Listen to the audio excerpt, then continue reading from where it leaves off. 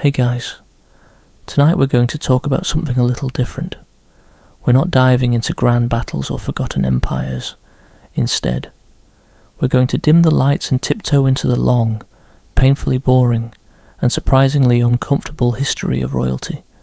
I'm talking about fairy tale princes and princesses, but with all the magic drained out and replaced with itchy wool, drafty rooms, and an endless list of unwritten rules. We're going to talk about how they really slept. Imagine a world where a 4-poster bed is more of a status symbol than a comfortable place to rest, and where the silk you're wearing is probably a breeding ground for fleas. The reality of royal life, as you'll soon find out, is far more mundane and far less survivable than any story you've heard. I mean, you probably wouldn't last one night sleeping on a mattress made of straw with a dozen people in the same room.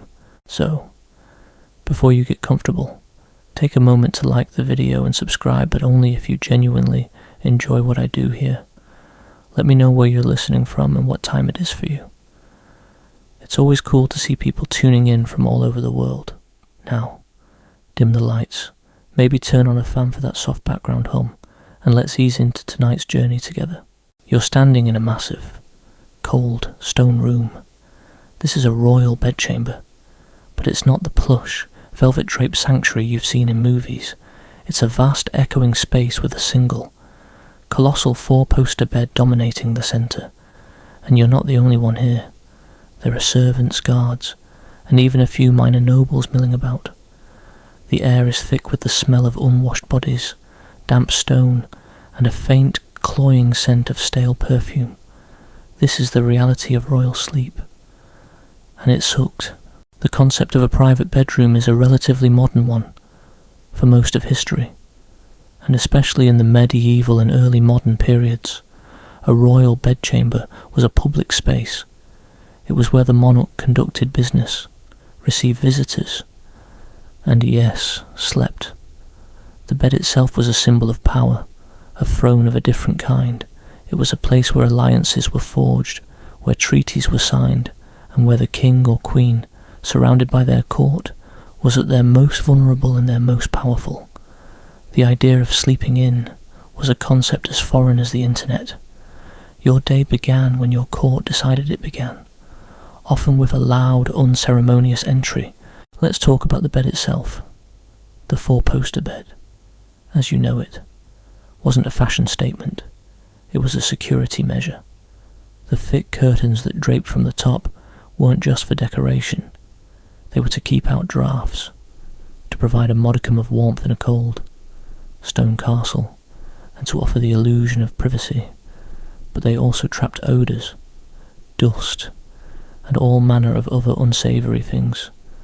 The mattress, if you can even call it that, was usually a sack filled with straw, wool, or feathers, and it was a breeding ground for fleas, bedbugs, and other tiny, unwelcome guests.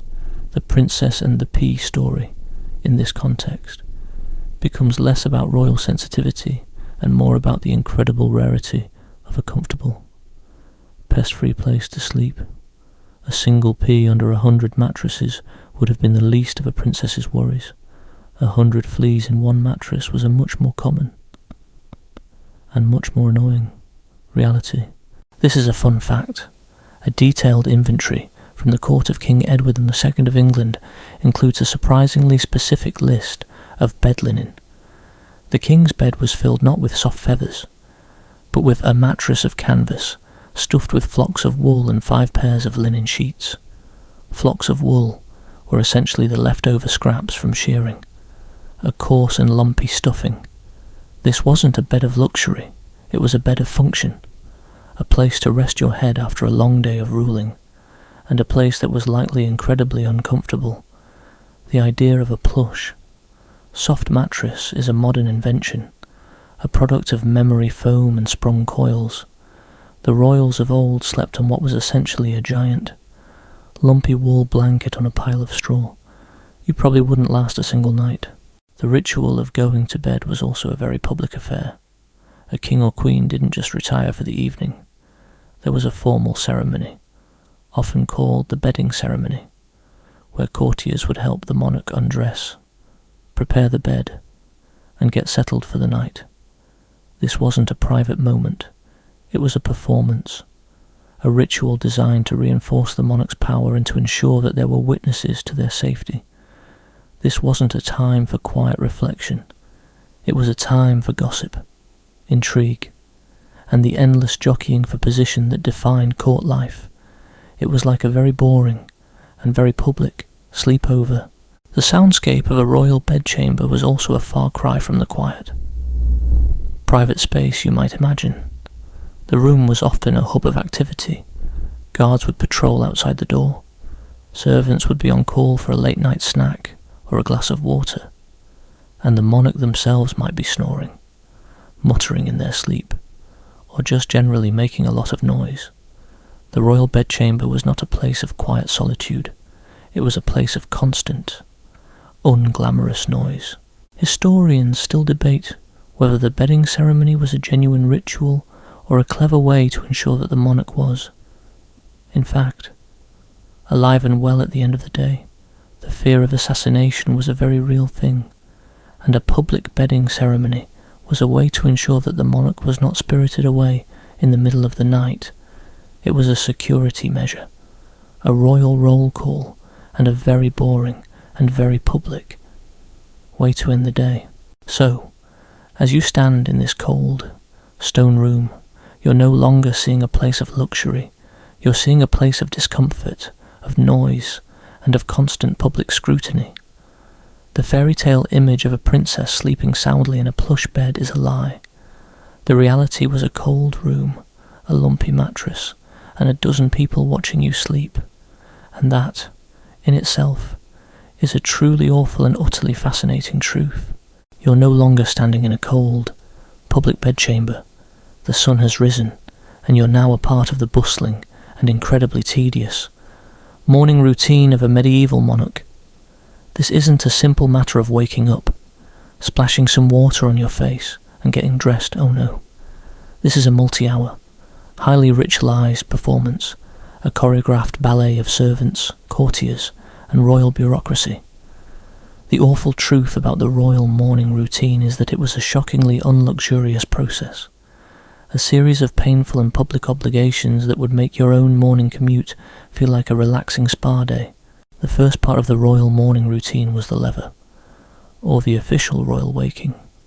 This wasn't a private, gentle awakening, it was a public event. Courtiers, often ranked by their social standing and political importance, would be allowed into the bedchamber in a series of choreographed stages.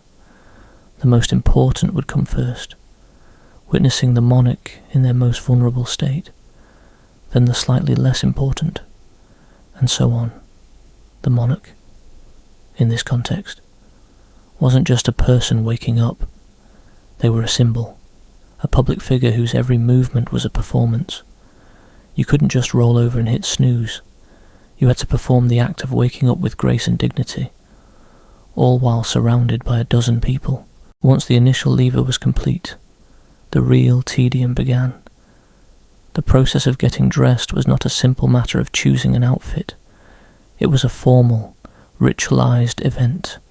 Each piece of clothing, from the inner linen shirt to the outer velvet tunic, was a symbol of the monarch's power and status, and each piece was put on with the help of a different, and often highly ranked, courtier, the king's personal dresser.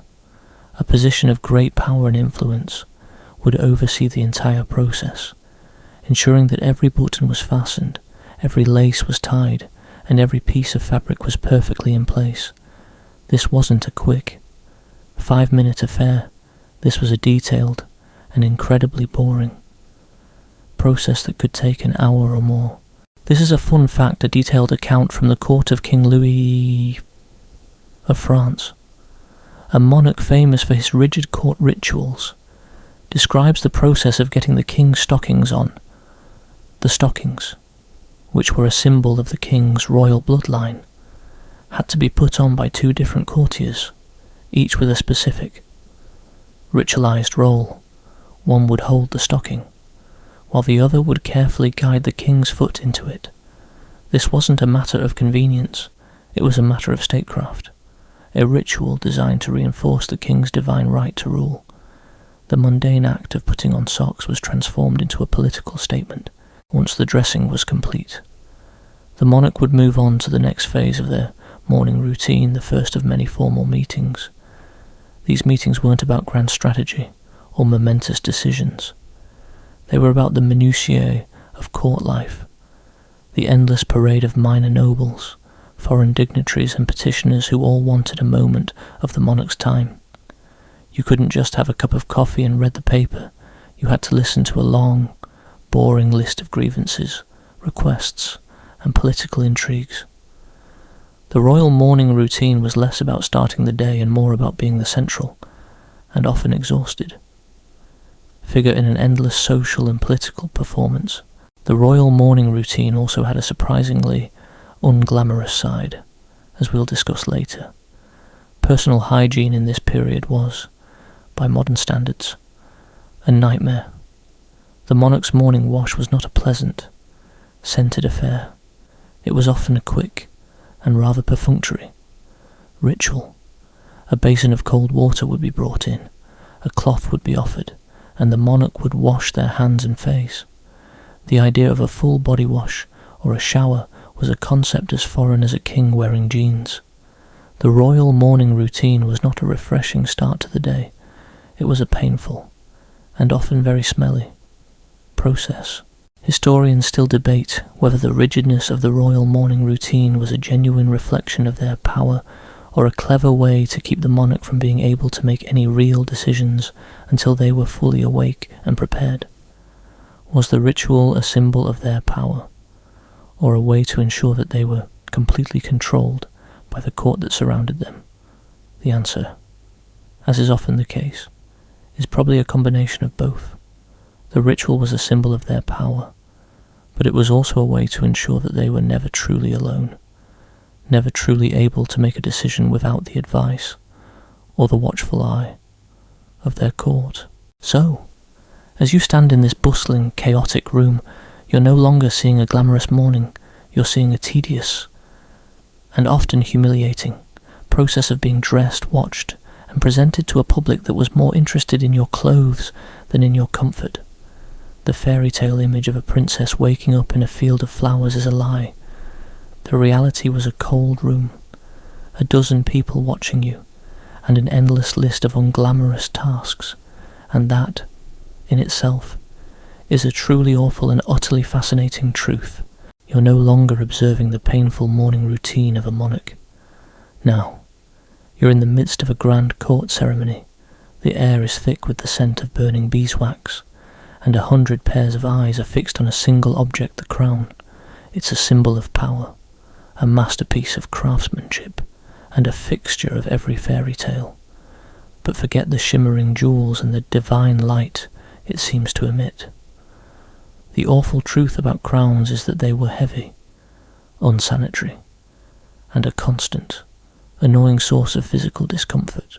The crown, as you imagine it, is a light, elegant circlet of gold. The reality was much different. These crowns were often massive, cumbersome pieces of metal laden with large, often poorly cut, stones. They were not designed for comfort, they were designed for spectacle. A crown was not something a monarch wore all day. It was something they wore for a few hours at a time, for ceremonial purposes, and the experience was often a painful one. The weight alone was enough to cause chronic neck pain, headaches, and a permanent crick in the neck that no amount of royal massage could fix. This leads to a little known, and incredibly dull. Historical fact, the crown was often a breeding ground for all manner of unsavoury things. The elaborate velvet and silk padding on the inside, designed to protect the monarch's head from the metal, was rarely, if ever, cleaned. It was a perfect habitat for lice, fleas, and other tiny, unwelcome guests. A monarch's crown wasn't just a symbol of their power, it was also a mobile, and very public, source of head lice. The king or queen you see in a portrait, looking regal and serene, was likely itching their scalp under their heavy, beautiful headpiece. The crown's symbolic importance also meant it was rarely allowed to be adjusted or resized. A crown was a sacred object, a symbol of a monarch's divine right to rule, and it was not to be tampered with. This meant that if a crown didn't fit, the monarch simply had to deal with it. They would have to endure a crown that was too tight, causing headaches, or one that was too loose, threatening to fall off at the slightest movement.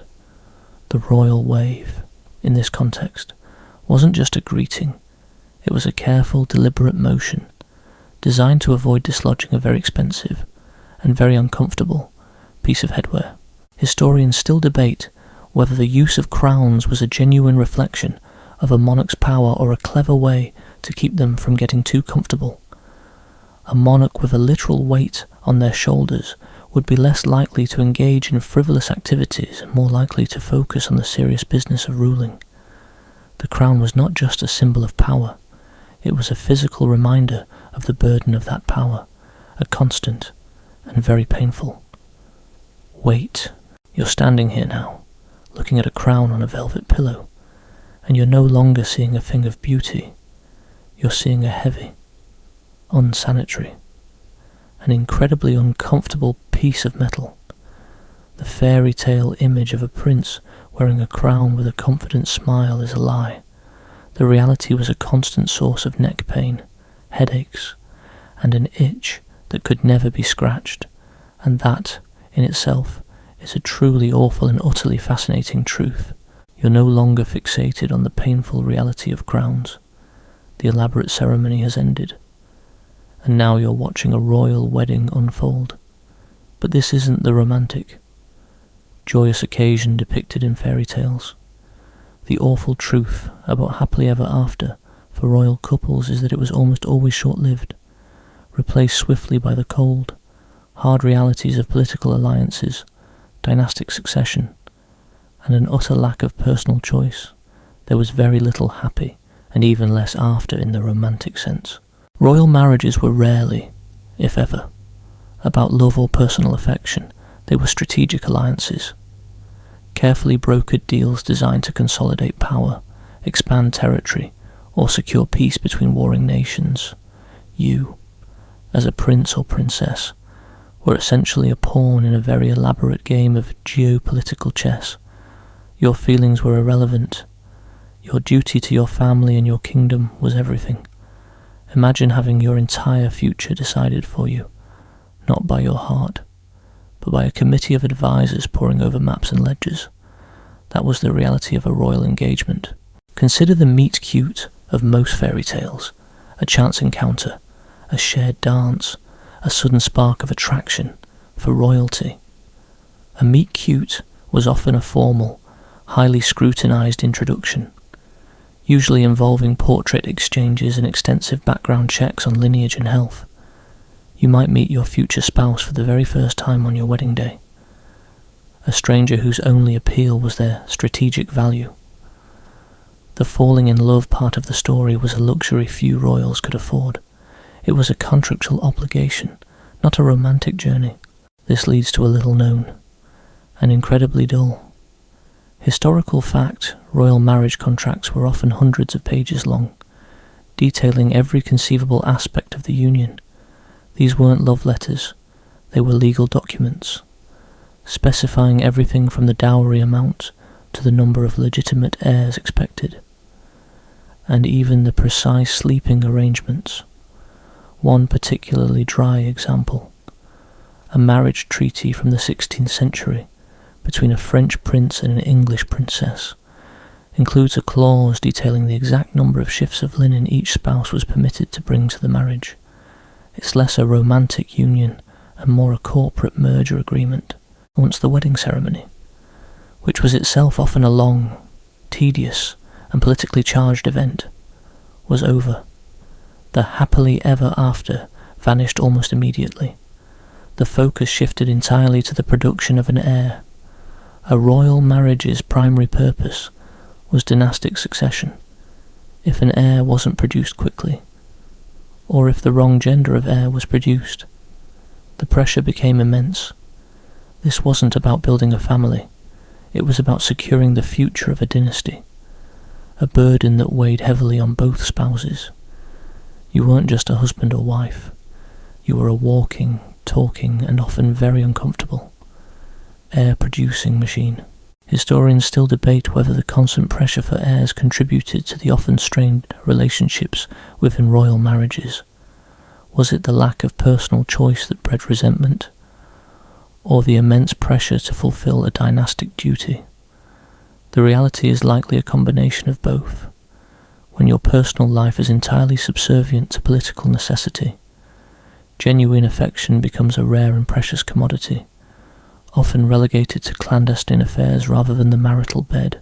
So, you're standing here, watching this lavish, yet emotionally barren, wedding. You're no longer seeing a joyous celebration of love. You're seeing a calculated political maneuver, a transaction between powerful families, the fairy tale image of a prince and princess riding off into the sunset, hand in hand, is a cruel lie.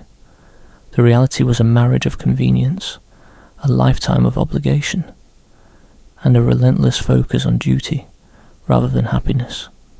And that, in itself, is a truly awful and utterly fascinating truth, far more realistic and far less enchanting than any story. You're no longer observing the political machinations of a royal wedding.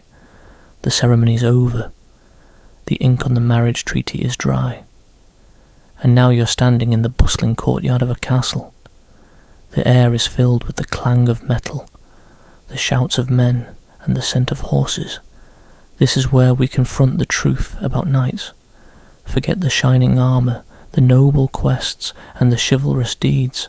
The awful truth about knighthood is that it was not a romantic calling. It was a profession, a job filled with bureaucratic tedium, tax disputes, and a surprising amount of paperwork. The popular image of a knight is of a lone warrior, a champion of the weak, a hero who rides out to slay dragons and rescue damsels.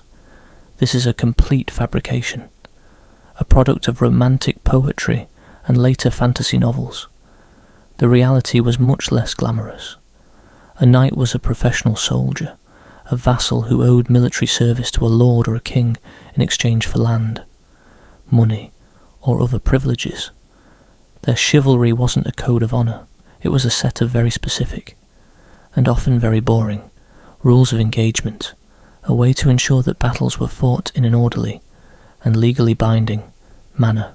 This leads to a little known and incredibly dull historical fact: a knight's primary duty was not to fight, but to train. The life of a knight was a relentless cycle of practice, drills, and the maintenance of their incredibly expensive equipment. A knight's armour, a symbol of their status, was not a light, elegant suit of metal.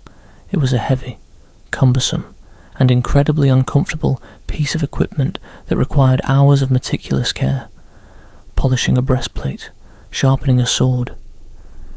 And mending chainmail were not a squire's job, they were the knight's job, a tedious and unglamorous part of their daily routine. The knight you see in a painting, looking strong and noble, was likely a man with calloused hands, a permanent crick in his back, and an endless list of repairs to complete. The quest was also a far cry from the romantic stories. A quest was not a noble search for a magical artifact. It was a job, a military assignment, a task given by a lord or a king to a knight in their service. A quest to slay a dragon wasn't a matter of bravery. It was a matter of seizing a dragon's assets, a military operation designed to capture a valuable, and often heavily taxed, piece of property. The rescue of a damsel wasn't a romantic gesture. It was a matter of securing a valuable political hostage, a task that required a surprising amount of negotiation and very little swordplay. A knight's job was not to be a hero, it was to be a highly trained, and often very bored, soldier. Historians still debate whether the code of chivalry was a genuine set of beliefs or a clever way to control the behaviour of a professional class of armed men. Was the code a reflection of their nobility, or a set of rules designed to keep them from turning their swords on their own people. The truth, as is often the case, is probably a combination of both. The code was a way to instill a sense of honour and duty, but it was also a way to ensure that a knight's power was used in the service of their lord, and not for their own personal gain. So, as you stand in this courtyard, you're no longer seeing a place of heroic deeds, you're seeing a military camp, a place of hard work, tedium, and a surprising amount of paperwork. The fairy tale image of a knight riding off into the sunset, his armour gleaming, is a lie. The reality was a man with a long list of repairs to complete, a very difficult job to do, and a surprisingly high tax bill to pay. And that, in itself, is a truly awful and utterly fascinating truth. You're no longer in a bustling castle courtyard, thinking about knights and their bureaucratic duties. Now, you're in a private chamber, a small, dark room in a sprawling castle. The air is cold and smells of stale water and unwashed bodies.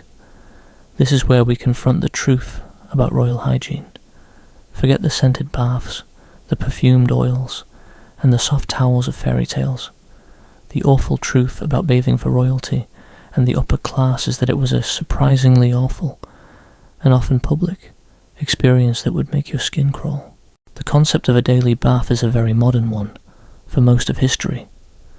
Bathing was a luxury, a chore, and a social event all rolled into one. For royalty, it was often a performance, a public display of their wealth and their status. A royal bath wasn't a private, relaxing moment, it was a public event, a ritual that was attended by a host of servants, courtiers, and other important people. This wasn't a time for quiet reflection, it was a time for gossip, intrigue, and the endless jockeying for position that defined court life. It was a very boring and very public spa day. The bath itself was also a far cry from the modern concept. It was often a large wooden tub, filled with hot water that had to be hauled in from a well or a river by a team of servants. The water was not changed for each bather. A bathhouse was a communal experience, and the water was often used by a dozen or more people before it was finally emptied. The idea of a fresh, clean bath was a foreign concept. The royal bath, in this context, wasn't a source of cleanliness, it was a source of disease. A public toilet that also happened to be used for bathing. This leads to a little known, and incredibly dull, historical fact, a detailed account from the court of King Philip II of Spain. A monarch famous for his rigid court rituals describes the process of getting the king's bath ready. The bath, which was a massive wooden tub, had to be filled with water from a nearby well, heated over a fire, and then transported to the king's chamber by a team of servants. The entire process took hours, and the water was often lukewarm by the time it reached the king's chamber. The bath was a ritual, a performance, and a very public display of the king's power, but it was also a very boring and very inefficient process. The perfumed oils and scented soaps of fairy tales are also a complete fabrication. Soap, as we know it, was a luxury, and a very expensive one at that. It was often made from animal fats and lye, and it was a coarse, unpleasant substance that was more likely to cause skin irritation than to leave you smelling fresh and clean. The perfumed oils were often a cheap and very smelly way to mask the odours of unwashed bodies.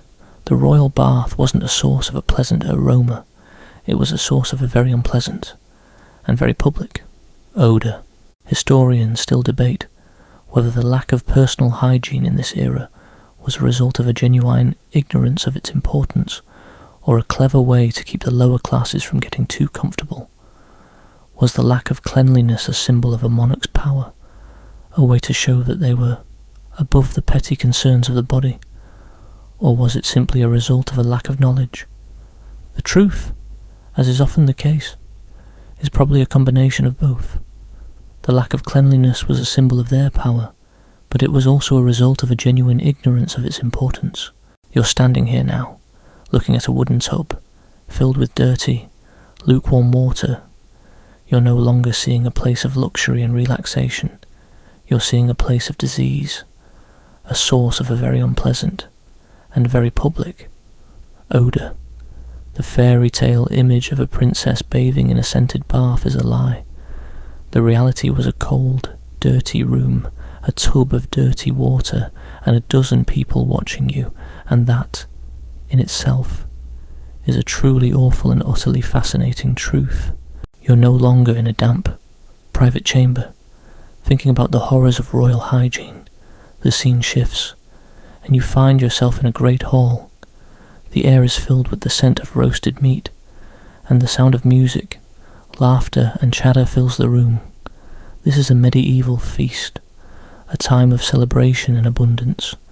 But forget the grand tables laden with exotic dishes and the endless parade of delicious foods. The awful truth about fairy tale food is that it was incredibly bland, and the risk of food poisoning was a constant and very real concern. The food you see in movies and read about in books is a complete fabrication. The medieval palate was a far cry from our own. Spices, as we know them, were a luxury, a symbol of wealth and power that very few could afford. The food of the time was often bland, unseasoned, and cooked with very little in the way of flavour. The feast you see on the screen was likely a bland, unseasoned meal of boiled meat, roasted vegetables, and a lot of bread. The grand feast wasn't a culinary experience. It was a display of wealth, a public show of a monarch's power, and a very boring and very bland meal. The exotic dishes of fairy tales are also a complete fabrication. While royalty did have access to a wider variety of foods than the lower classes, these foods were often a source of more problems than pleasure. A peacock pie, a popular dish in the medieval period, was not a delicious meal. It was a status symbol, a very expensive and very unappetizing display of wealth. The peacock meat, which was often tough and inedible, was often covered in a pastry shell and then presented to the court. The dish was a visual feast, but it was a culinary nightmare. This leads to a little known and incredibly dull historical fact. The most prized possession in a royal kitchen was not a chef, but a taster. A taster was a person whose sole job was to taste every single dish before the monarch ate it. This wasn't a matter of convenience, it was a matter of life and death. The risk of food poisoning, or of being poisoned by a rival, was a very real thing, and a taster was a necessary, if incredibly boring, part of the royal kitchen. The taster wasn't a sign of a monarch's power, they were a sign of their paranoia, a physical manifestation of their fear. The fairy tale food of old was also a source of a surprising amount of disease. The lack of refrigeration, the unsanitary conditions, and the lack of knowledge about food safety meant that food poisoning was a constant and very real concern. A feast, in this context, wasn't a time of celebration, it was a time of risk, a public display of a monarch's power, but also a public display of their vulnerability. The monarch you see in a painting, looking healthy and well fed, was likely a person with a permanent stomachache, a person who was constantly at risk of being poisoned by a bad meal. Historians still debate whether the use of tasters was a genuine reflection of a monarch's paranoia, or a clever way to ensure that the food was safe. Was the taster a sign of a monarch's fear, or a sign of their concern for their people? The truth, as is often the case, is probably a combination of both. The taster was a sign of a monarch's paranoia, but they were also a necessary part of the royal kitchen, a way to ensure that the food was safe, and a very boring and very public display of a monarch's power. You're standing here now, looking at a table laden with food. You're no longer seeing a culinary masterpiece. You're seeing a bland, unseasoned meal, a constant source of risk, and a very public display of a monarch's power. The fairy tale image of a prince and princess enjoying a delicious meal is a lie. The reality was a bland meal, a constant risk of being poisoned, and a very boring and very bland Feast, and that, in itself, is a truly awful and utterly fascinating truth. You're no longer at a bland, risky royal feast. Now, you're standing inside the thick stone walls of a medieval castle. The air is cold and damp, a faint mist clinging to the massive tapestries that barely warm the vast spaces. The sounds are a constant cacophony, the echoing footsteps of guards, the distant clatter of kitchen pots, and the persistent howl of the wind whistling through unseen cracks. This is a fairy tale castle, but forget the grandeur and the warmth. The awful truth about castles is that they were incredibly cold, perpetually damp, and relentlessly loud. The image of a cosy, bustling castle, filled with laughter and merriment, is largely a myth perpetuated by modern media. In reality, castles were built for defence, not comfort. Their massive stone walls, while excellent at repelling invaders, were terrible at retaining heat. Imagine living in a giant refrigerator made of rock. That was a castle. Heating a space the size of a great hall was an impossible task, so warmth was usually confined to smaller, private chambers, and even then, it was a constant battle against the chill. Your breath would likely fog in front of you even indoors. Consider the draftiness. Castles were riddled with arrow slits, unglazed windows, and ill-fitting doors, all designed for defence or convenience.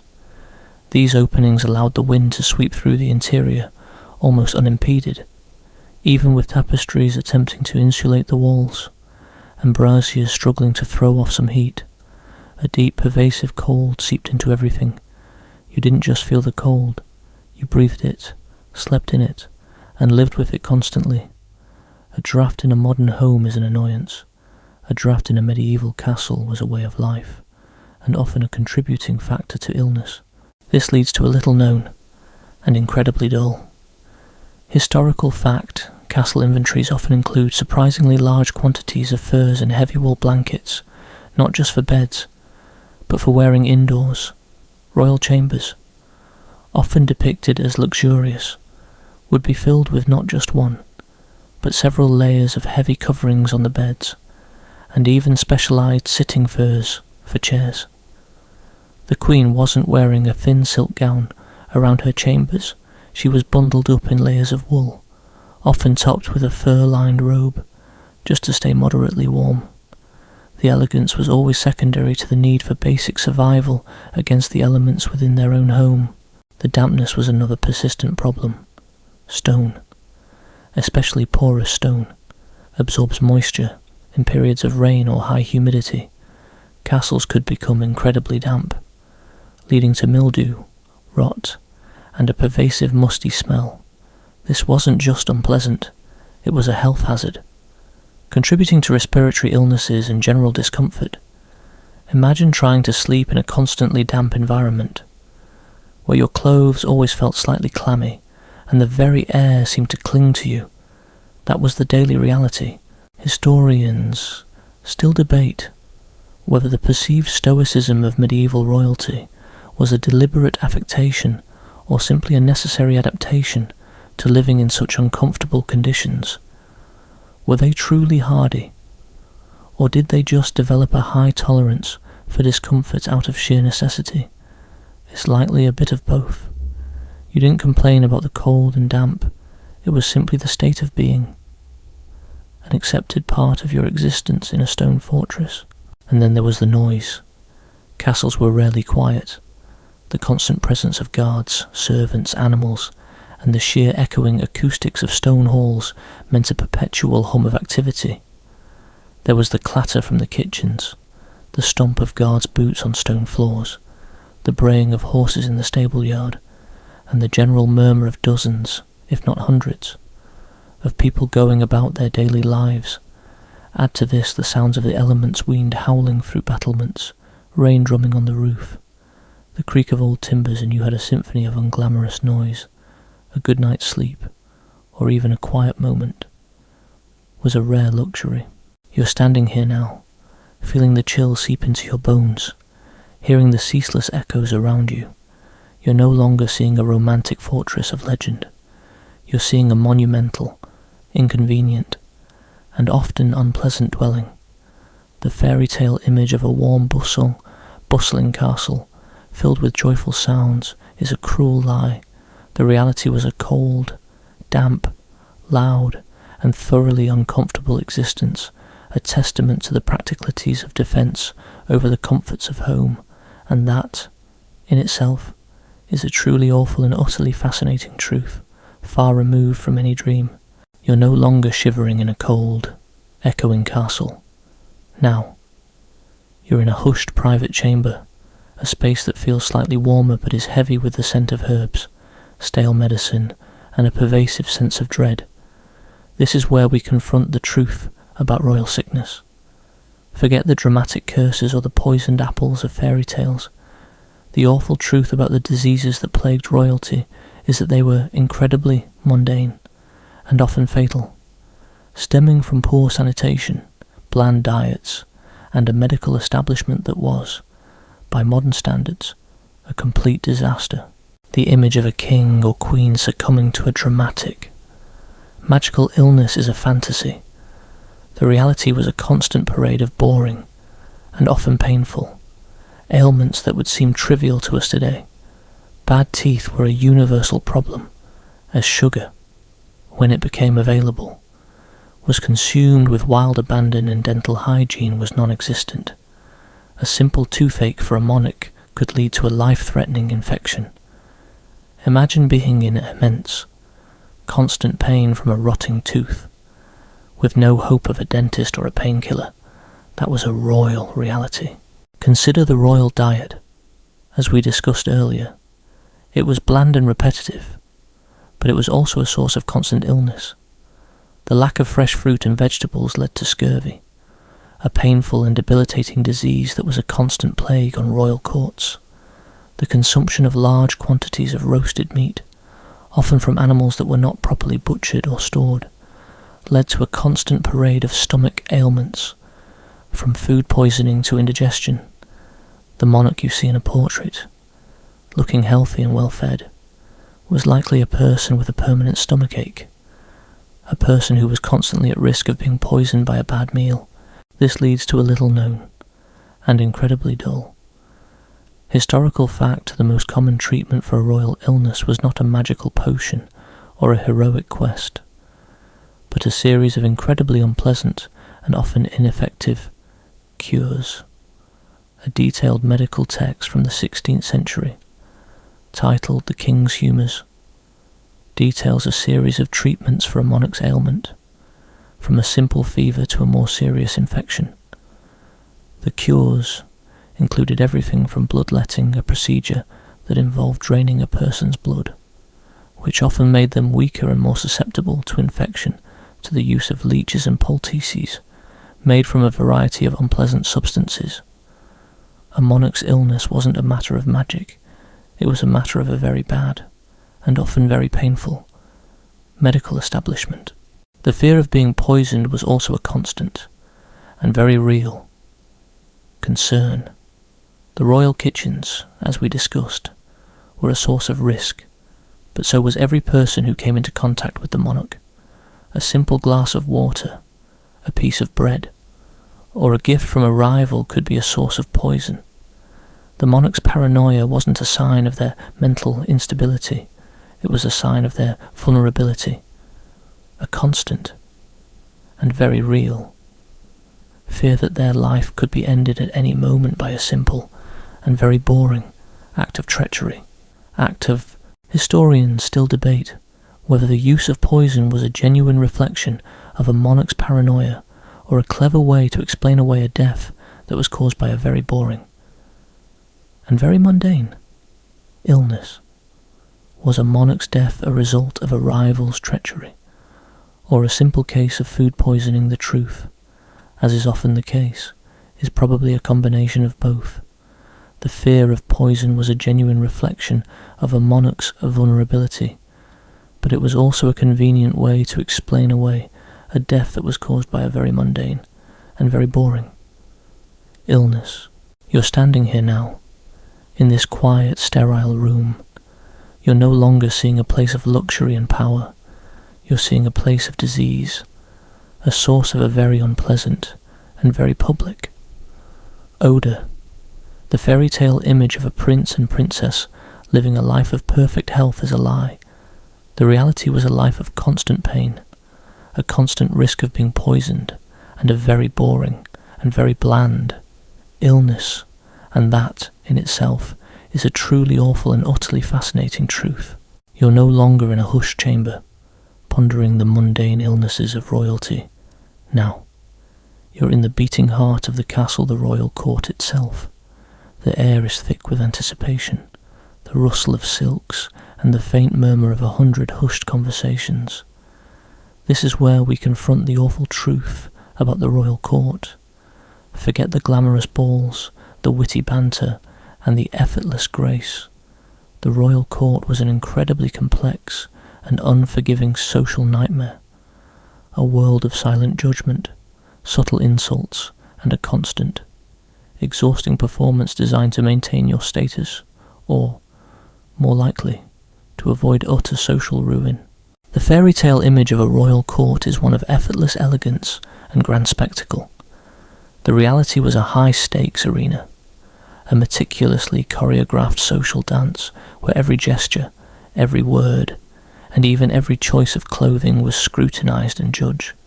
Your position in society wasn't static, it was a constant, a fragile balancing act, one wrong move away from disgrace.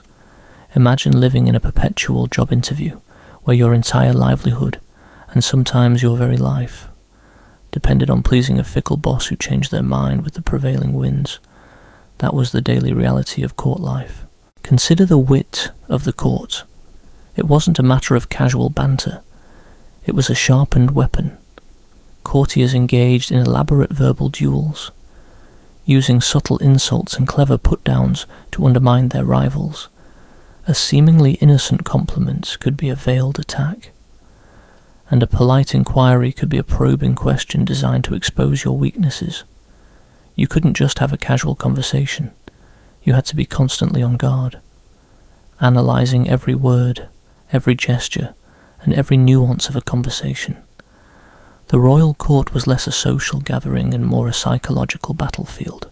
This leads to a little known, and incredibly dull, historical fact. There were actual, unofficial etiquette manuals circulated among courtiers, detailing the precise rules for everything from how to bow to how to hold your fork. These weren't about manners, they were about survival. One such manual from the 17th century, a tiny, almost illegible pamphlet titled The Silent Language of the Court, details the exact acceptable angle for a bow when addressing a duke versus a count, and the precise moment to make eye contact without appearing too familiar. The penalty for getting it wrong wasn't a social faux pas. It could be a loss of favour, a banishment from court, or even, in more extreme cases, political ruin. The social hierarchy was not just about titles, it was about proximity. The closer you were physically to the monarch, the higher your status. This led to endless, often ridiculous, competitions for positions in processions, at the dinner table, or even within the royal bedchamber.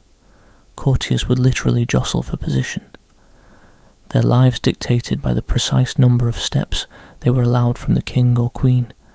It was a game of inches, where every inch gained or lost had significant social and political consequences.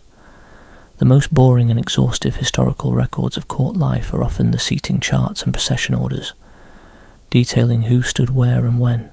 Historians still debate whether the rigid social structure of the royal court was a necessary evil to maintain order, or a deliberate system designed to keep courtiers constantly competing and distracted from any real challenge to the monarch's power. Was it a functional necessity, or a brilliant form of social control? The truth, as is often the case, is probably a combination of both. The system maintained order, but it also ensured that courtiers were too busy fighting each other to ever truly unite against the crown. So, you're standing here now, surrounded by the subtle tension of the royal court. You're no longer seeing a place of glamour and romance. You're seeing a pressure cooker of social anxiety, a constant performance, and an unforgiving system where a single misstep could mean disaster. The fairy tale image of elegant balls and charming conversations is a lie. The reality was a world of silent judgment, veiled threats, and an exhausting, never-ending struggle for status. And that, in itself, is a truly awful and utterly fascinating truth, far more complex and far less appealing than any story. You're no longer in the tense, whispering halls of the royal court. The final curtain has fallen on this long, strange journey through the unglamorous reality of fairy tale royalty. The stories are over, the paperwork is filed, and the tedious, uncomfortable truths have all been laid bare. We've moved from lumpy beds and public awakenings to unwashed bodies and bland food, from heavy, itchy crowns to a court filled with silent judgment, the world of princes and princesses, nights and feasts, was never a magical wonderland. It was a cold, damp, loud, and utterly boring existence. The last act of this historical narrative isn't a heroic battle or a dramatic declaration. It's a quiet, fading away. The romance is gone. The grandeur is stripped away. And all that remains are the mundane details, the drafty castles, the political marriages, the boring ailments, and the suffocating social rules. The truth, as we've learned, is that these people weren't living in a fairy tale. They were living a life of duty, discomfort, and constant unglamorous scrutiny. They were people just like us, but with a lot more wool and a lot less personal space. The moon is high now, casting a gentle light through your window. The world of myth and magic has settled into a quiet, orderly place. There's no need to fear a poisoned apple or a dragon's fire. There's only the soft hum of the night, the steady beat of your own heart, and the peaceful silence of a world where all the creatures of legend have finally been put to bed. Now, just relax. Let go of all those boring, bureaucratic truths. Let the sounds of the night wash over you. There's nothing left to worry about. The stories are over. The books are closed. Sleep well.